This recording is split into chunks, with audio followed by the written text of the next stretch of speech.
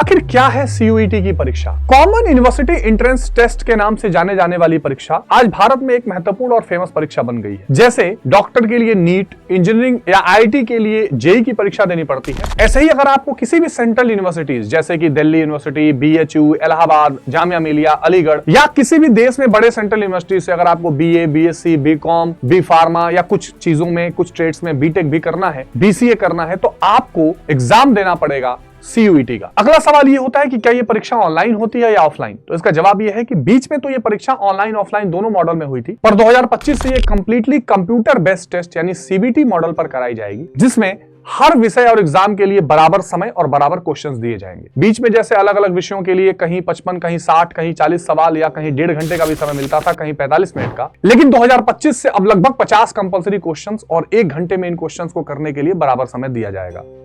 ये अलग बात है कि एक दिन में 2 से 3 सब्जेक्ट की परीक्षाएं करा ली जाती हैं, लेकिन समय आपको बराबर दिया जाएगा। आइए समझते हैं कि इस सीयूईटी परीक्षा का स्ट्रक्चर क्या है।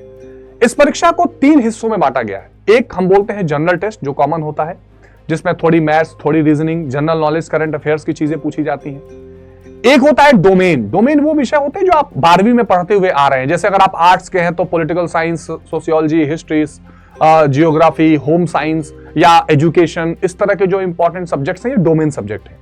अगर आप कॉमर्स से हैं तो अकाउंटेंसी, इकोनॉमिक्स या बिजनेस स्टडीज, ये आपके इंपॉर्टेंट डोमेन सब्जेक्ट होते हैं। अगर आप विज्ञान से हैं तो physics, chemistry, maths, biology, applied mathematics, इस तरह के दुनिया भर के जो साइंस के विषय हैं वो आपके डोमेन सब्जेक्ट होते हैं। तो लगभग 27 सब्जेक्ट के आसपास डोमेन में रहते हैं, जिसमें से आप कोई भी 3-4 सब्जेक्ट डोमेन में चुन सकते हैं। टोटल 5 सब्जेक्ट चुनने की आजादी दी जाएगी अब आपको, और इन कॉम्बिनेशंस को चूज करके आप एग्जाम दे सकते हैं। अगला जो इसका पार्ट होता है वो लैंग्वेज होता है। लैंग्वेज में हिंदी, इंग्लिश, उर्दू, किसी भी लैंग्वेज का एक एग्जाम आपको देना होता है। तो मोटा मोटी 3 स्ट्रक्चर हो गए, एक लैंग्वेज, डोमेन जो आप मुख्य 12वीं में विषय पढ़ रहे हैं, और एक जनरल टेस्ट।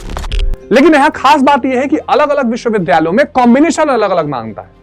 जैसे दिल्ली विश्वविद्यालय में अगर आपको बीए करना है, बीए ऑनर्स करना है, तो वो कहता है कि एक लैंग्वेज कोई भी आप ले लीजिए हिंदी, इंग्लिश में से, और 3 डोमेन जो आपने 12वीं में पढ़े हो, जैसे मान लीजिए आपने पॉलिटिकल साइंस, हिस्ट्री, ज्योग्राफी पढ़ा है, तो वो 3 डोमेन आप ले लीजिए। आप मैथ से हैं तो फिजिक्स, केमिस्ट्री, बायोलॉजी पढ़े हैं तो आप वो ले लीजिए। तो डीयू कहता है कि एक लैंग्वेज और 3 डोमेन ले लीजिए। इलाहाबाद विश्वविद्यालय कहता है कि भैया आप कोई भी 2 डोमेन, एक लैंग्वेज और जनरल टेस्ट भी लीजिए। अब देखिए, डीयू ने जनरल टेस्ट के लिए नहीं बोला, लेकिन इलाहाबाद में जनरल टेस्ट बोल रहा है। बीएचयू कहता है कि आप जनरल टेस्ट का पूरा नंबर और एक कोई भी लैंग्वेज ले लीजिए, उसका आधा नंबर जोड़ा जाएगा, यानी जनरल टेस्ट और लैंग्वेज वहां भी इंपॉर्टेंट है। जामिया अगर किसी सब्जेक्ट में सीयूईटी से परीक्षा से एडमिशन लेता है तो वो सीधा एक डोमेन से ले लेता है, जैसे हिस्ट्री, वो केवल हिस्ट्री के डोमेन सब्जेक्ट से ले लेता है। परीक्षा आपको एक ही देनी है, पर उसी का अलग अलग विश्वविद्यालय में मूल्यांकन कर लिया जाएगा उसी मेरिट पर। तो अगर आप पूछे कि कोई मास्टर कॉम्बिनेशन बताइए, ऐसा कॉम्बिनेशन जिससे हम एक बार एग्जाम देके सभी यूनिवर्सिटीज में एलिजिबल हो जाएं, तो वो हो जाता है एक लैंग्वेज, 3 डोमेन और जनरल टेस्ट। इस कॉम्बिनेशन से आप किसी भी यूनिवर्सिटी में एलिजिबल हो जाते हैं। अगला सवाल यह है कि इसकी परीक्षा कब होती है, फॉर्म कब आता है और मेरिट कैसे बनती है? तो इसका जवाब यह है कि लगभग हर साल की तरह फरवरी में फरवरी लास्ट आते आते ये फॉर्म आउट होते हैं। इसके अलावा 15 मई से 10 जून के बीच में परीक्षा होती है, और इसका रिजल्ट जुलाई फर्स्ट वीक या जून तक आ जाता है, और अगस्त तक काउंसलिंग होती है रिजल्ट आने के बाद। रिजल्ट आने के बाद आप अलग अलग विश्वविद्यालय में अप्लाई करते हैं, वहां पर अपना प्रेफरेंस चूज करते हैं कि किस कॉलेज में कौन सा कोर्स आपको चाहिए, फिर उसका रिजल्ट आता है, फिर सीटें बचती हैं तो आगे फिर भेजा जाता है। ये पूरी प्रक्रिया चलती है।